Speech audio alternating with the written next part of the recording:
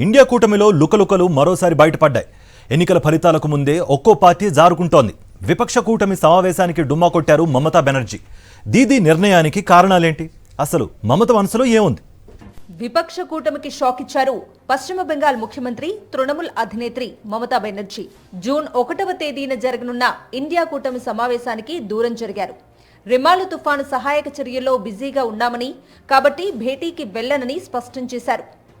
June 1న Lok Sabha ఎన్నికల తుదిదశ polling జరగనుంది. ఆ రోజు బెంగాల్లోని 9 స్థానాల్లో ఓటింగ్కు వెళ్లనున్నాయి. అదే రోజు ఢిల్లీలో విపక్ష కూటమి సమావేశమవుతోంది. లోక్సభ ఎన్నికల్లో కూటమి పార్టీల పనితీరును సమీక్షించుకునేందుకు ఈ భేటీని నిర్వహిస్తున్నట్లు సంబంధిత వర్గాలు తెలిపాయి.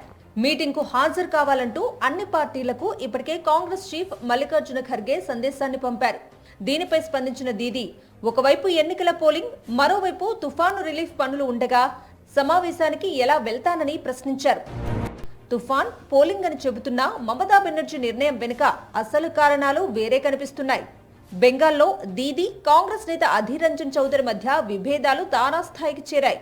టీఎంసీకి ఓటేయడం కంటే బీజేపీకి వేయటం మేలంటూ డైరెక్ట్ గానే మమతను సవాలు చేశారు అధీర్ రంజన్. దీనికి సర్ది చెప్పేందుకు ఖర్గే చేసిన ప్రయత్నం పెద్దగా ఫలించలేదు. అంతేకాదు, బెంగాల్లో ఒంటరి పోరుకు దిగినప్పటి నుంచి ఇండియా కూటమికి దూరంగా ఉంటున్నారు దీదీ. ఒకవేళ ఇండియా కూటమి మద్దతు ఇవ్వాల్సి వచ్చినా బయట నుంచే ఇస్తామని ఇప్పటికే స్పష్టం చేశారు. కూటమి ప్రభుత్వంలో చేరేది లేదని తేల్చేశారు. తాజాగా ఇండియా కూటమి సమావేశానికి వెళ్లబోనని ప్రకటించి తనది ఒంటరి ప్రయాణమేనని సంకేతాలిచ్చారు మమతా బెనర్జీ. ఇక ఢిల్లీ సీఎం అరవింద్ కేజ్రీవాల్ కూడా కూటమి భేటీకి హాజరవుతారా లేదా అనే అనుమానాలు వ్యక్తమవుతున్నాయి. మధ్యంతర బెయిల్ పొడిగించకపోతే జూన్ 2న తిహార్ జైలు అధికారుల ఎదుట ఆయన లొంగిపోవాల్సి ఉంది. దీనికి ఒకరోజు ముందే ఇండియా కూటమి మిత్రపక్షాలు భేటీ అవుతున్నాయి. అదే రోజు పంజాబ్లో పోలింగ్ ఉంది. అక్కడ కాంగ్రెస్, ఆప్ విడివిడిగా పోటీలో ఉన్నాయి. ఢిల్లీ దోస్తీ, పంజాబ్లో కుస్తీ వ్యవహారం హస్తినలో పెద్దగా వర్కౌట్ కాలేదనే ప్రచారం జరుగుతోంది. ఈ నేపథ్యంలో పంజాబ్లో పోలింగ్ వేళ కాంగ్రెస్ నేతలతో కలిసి వేదిక పంచుకుంటే తమ ఓటింగ్పై ప్రతికూల ప్రభావం పడే ప్రమాదం ఉందని భావిస్తున్నారు ఆప్ నేతలు. తమిళనాడు ముఖ్యమంత్రి స్టాలిన్, బీహార్ మాజీ deputy CM Tejashwi Yadav, Samajwadi party chief Akhilesh Yadav సహా కూటమిలోని అన్ని పార్టీల అగ్రనేతలు హాజరవుతారని సమాచారం.